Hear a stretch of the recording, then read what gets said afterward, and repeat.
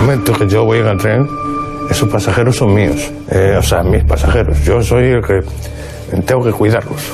No me cansaré de pedir perdón. Todas las veces que ella me lo quiera pedir. ¿Tiene miedo a entrar en prisión, Francisco? Pues mira, si hay que entrar, se entra. O sea, yo con todo mi respeto a las víctimas, que comprendo que las que no me pueden perdonar, si tengo que entrar, entro, pero tengo la conciencia muy tranquila de que yo tuve un accidente. Si tengo que pagar yo, pago, pero que paguen más. Son las 7 menos cuarto, una hora menos en Canarias, y se incorpora en esta mesa Manuel Prieto, que es abogado del maquinista, Jesús Fraile, que es del sindicato de maquinistas, y también Jesús Domínguez, que es portavoz de las víctimas. Lo primero de todo, Jesús, tú sobreviviste al accidente del Albia. ¿Cómo estás? Bueno, yo... Hoy, ahora. Bueno, pues muy agradecido de que se nos dé voz, porque yo creo que aquí en este país a las víctimas molesta, se les silencia, y en nuestro caso, como afectaba al Partido Popular y al Partido Socialista, pues hemos sido unas víctimas muy incómodas, y estamos hablando del accidente más grave de la democracia española, 80 muertos, involucrado el Estado, Fomento, Renfe y Adif. Enseguida vamos a seguir hablando, pero antes quiero que recuerden ese accidente del Albia 2013, 80 muertos. Hoy Galicia es más luminosa al convertirse en la primera comunidad del norte de España en disponer de alta velocidad. 2 años después de inaugurarse la línea, el 24 de julio de 2013, 224 pasajeros subieron a bordo de este Albia, pero nunca llegaron a su destino. El maquinista fue señalado como único responsable del accidente. Y me despisté y ¿cómo se llama? Y tenía que pasar 80 y pasé a 190, una cosa así.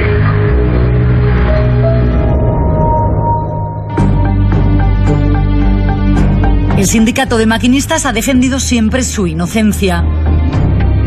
Todos sabemos que el último eslabón de la cadena de seguridad es el maquinista, pero todos sabemos que hoy día hay medios y procedimientos que hacen que el maquinista tenga una incidencia menor, digamos. Iba a haber RTMS... El sistema de seguridad de la alta velocidad. Sí, la alta velocidad. Entre Orense y Santiago. Que obliga al tren a parar, a frenar, aunque el maquinista no actúe, exactamente. Pero se desconectó 6 kilómetros antes de llegar a la estación de Santiago, dejando desprotegida la curva, asegura, por un problema comercial. Un problema comercial, estamos hablando de... Unos minutos de retraso, simplemente. Unos minutos de retraso, que eran una mala publicidad. Exactamente. Eso... lo que hizo fue desconectar el RTMS para no retrasar el tren unos minutos, y lo que hizo fue dejar absolutamente en manos del maquinista la posibilidad de un accidente o no.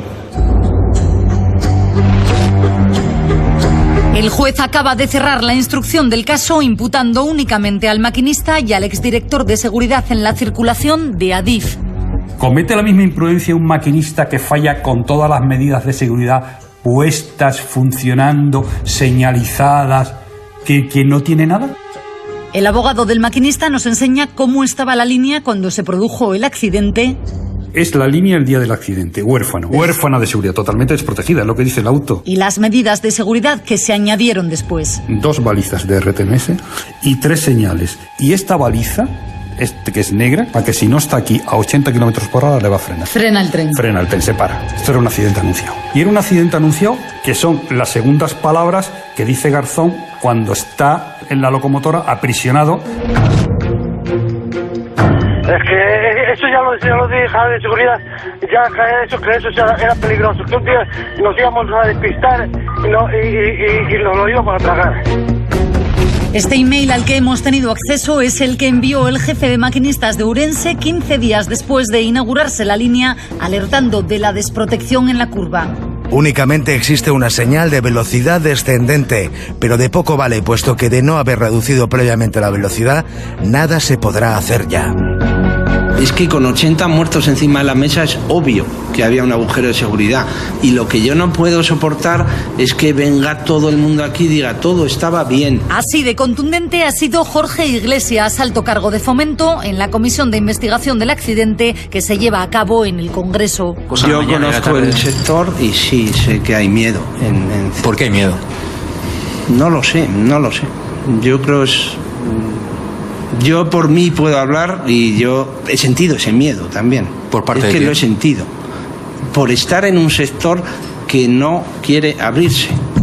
Francisco Garzón, el maquinista, compareció también en esta comisión. Buenas tardes, señor presidente, señores y señores diputados. Si me permiten, preferiría que lo leyera otro. Incapaz entonces de leer su intervención, hoy por primera vez romperá su silencio. Varias preguntas. La primera es, ¿tú crees ahora con el paso del tiempo que el sindicato de maquinistas podía haber denunciado de una manera más sonora, más fuerte, ese agujero en la seguridad del que hablaba el alto cargo de Fomento, o crees que no? El sindicato de maquinistas siempre denuncia todo aquello que conoce y ve. Concretamente, lo que más denunciamos es la falta de independencia de los organismos que velan por la seguridad ferroviaria. La Agencia Estatal de Seguridad Ferroviaria depende del Ministerio de Fomento. La Comisión de Investigación de Accidentes Ferroviarios depende del Ministerio de Fomento. Ya. Hay una dependencia absoluta. O sea, digamos que todo empieza desde el mismo sitio y termina en el mismo sitio. Jesús, ¿tú qué sientes cuando ves esto? Cuando se explica cómo se había desconectado, digamos, un sistema que reforzaba la seguridad porque generaba retrasos y eso pues daba mala prensa al tren en España. Bueno, yo la verdad, desde el principio... Bueno, al principio estuve en la UBI con mis familiares, no me enteraba bien. Antes no te, por eso te preguntaba cómo estaba, pero bueno, hay 80 muertos. Yo soy un afortunado, mi familia también. Tenemos nuestras secuelas, pero hay gente que ha perdido a sus hijos, a sus hermanos. Y yo no me puedo quejar. Tú ibas con otras 3 personas en el tren de tu familia y los 4... con mi pareja y mis sobrinas de 11 y 8 años. Cuando vimos esto, yo soy ingeniero, conocí a gente que trabajaba en esto. La alta velocidad lleva sistemas que incluso detectan que caen objetos. Se anunció por el exministro José Blanco y estaba en las notas de prensa y en los telediarios que llega la nueva alta velocidad con sistemas de conducción automática de trenes, ¿no? Cuando la gente nos hemos ido empezando a enterar y las víctimas, pues claro, nos hemos quedado alucinados. Había un sistema de seguridad que pagamos todos, es que costó cientos de millones de euros. ¿Quién recepciona eso? La administración, y lo desconectaron, ¿no? Es terrible. A ver, Inés, cuéntame exactamente, primero era de alta velocidad, luego después del accidente dijeron que no era de alta velocidad. A ver, cuéntanos. Sí, porque es importante, Cristina, que Jesús dice, yo sobreviví, había mucha gente en el tren que perdió la vida. En general, las víctimas con las que he hablado siempre dicen, mi familiar iba en el tren, siempre te quedas más preocupado cuando hacen un viaje en coche, porque piensas que puede tener más fácilmente un accidente, iban en el tren, parecía todo muy seguro, y bueno, así también se vendió. No hay más que ver esta nota de prensa del Ministerio de Fomento cuando inaugura la línea de alta velocidad, lo vemos subrayado, a Coruña-Santiago, y debajo habla de ese incremento de la seguridad mediante el uso de tecnologías punta en los sistemas de conducción automática de trenes. ¿Qué pasó después? ¿Que no era de alta velocidad o sí? Claro, o sea, un sistema de alta velocidad necesita de un sistema de seguridad de alta velocidad, el RTMS. Así lo anuncian, vemos durante las obras de construcción de esta línea, ADIF, línea de alta velocidad, y por si no fuera poco, vamos a escuchar el anuncio. Lo ponemos, fíjense arriba, en esa línea que conecta la alta velocidad Madrid con Galicia. Escuchamos. La construcción de la infraestructura de alta velocidad entre Ourense y Santiago supone el principio de una nueva era en el sistema de transportes de la Comunidad Gallega.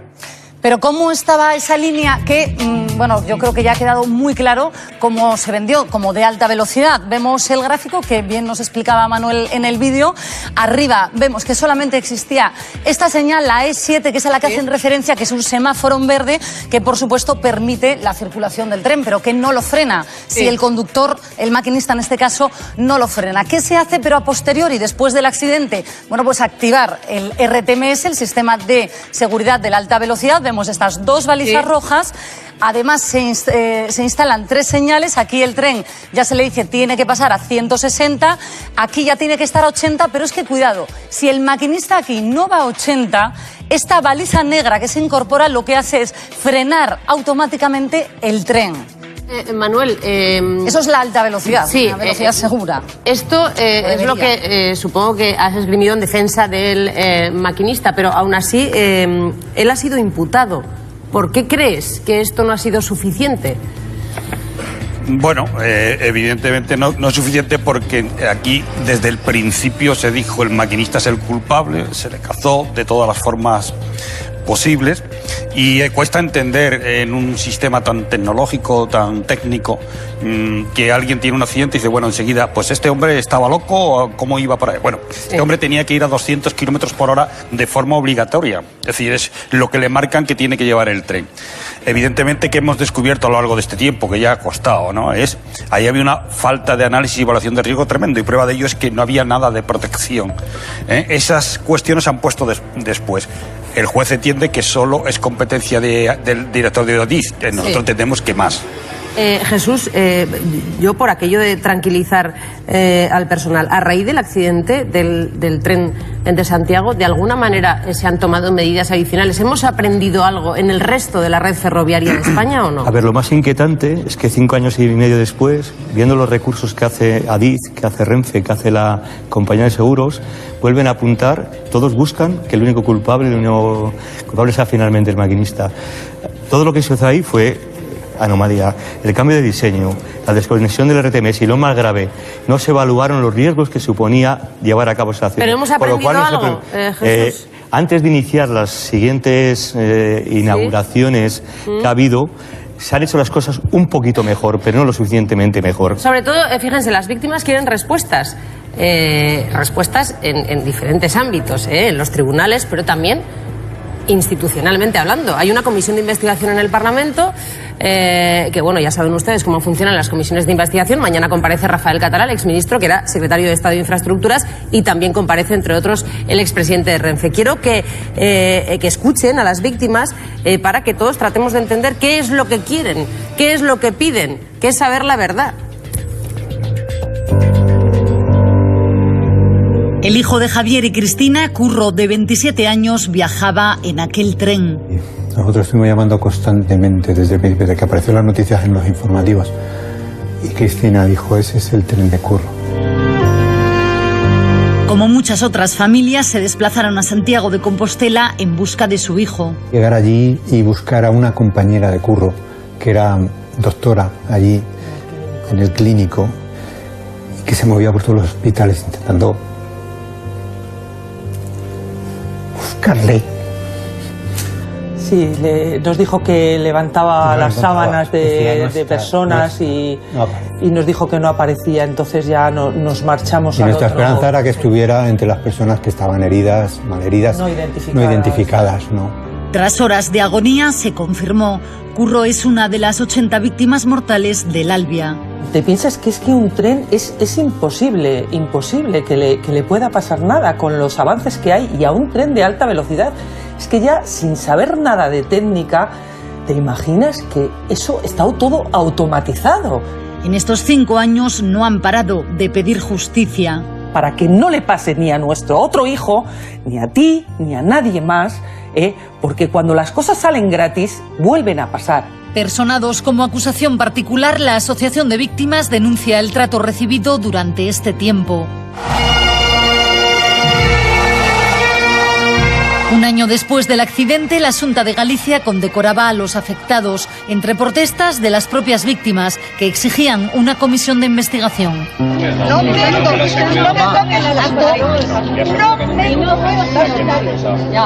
¿Por qué no nos dejan entrar? Porque nosotros no queremos la medalla, pero nunca hemos dicho que no queramos asistir al acto. Yo estaba tirada por los suelos. Hacía un año que había muerto mi hijo, íbamos allí a recordarles. Pero es que luego, cada vez que nos hemos concentrado a las puertas del Congreso, tenemos kilos de policías. Pero ¿quién se creen que somos? Que somos unos padres de familia, que estamos buscando la verdad. Que somos víctimas y parece que nos tratan aquí como si fuéramos, vamos, rodeados de la policía. Es una vergüenza, de verdad. Venimos a pedir una comisión. Hombre. ¡Somos víctimas! ¡Ya está bien! Que nos recibieron con antidisturbios en Galicia y con la policía secreta, y somos las víctimas del tren de Santiago. ¡Esto es indignante! Tras múltiples negativas, vieron cumplida su petición. La comisión de investigación del accidente se inició en el Congreso de los Diputados el pasado mes de abril. A punto de finalizar, aún queda el interrogante de si habrá o no responsabilidades políticas. Nosotros lo que queremos es la verdad. La verdad, que se reconozca la verdad y que se dé la cara. Seguiremos hablando de este asunto en unos segundos, donde podrán escuchar también por primera vez el testimonio del maquinista del Albia, que dice cosas como estas. ¿Tiene miedo entrar en prisión? Pues mira, si hay que entrar, se entra. O sea, yo, con todo mi respeto a las víctimas, que comprendo que las que no me pueden perdonar, si tengo que entrar, entro, pero tengo la conciencia muy tranquila de que yo tuve un accidente nada más.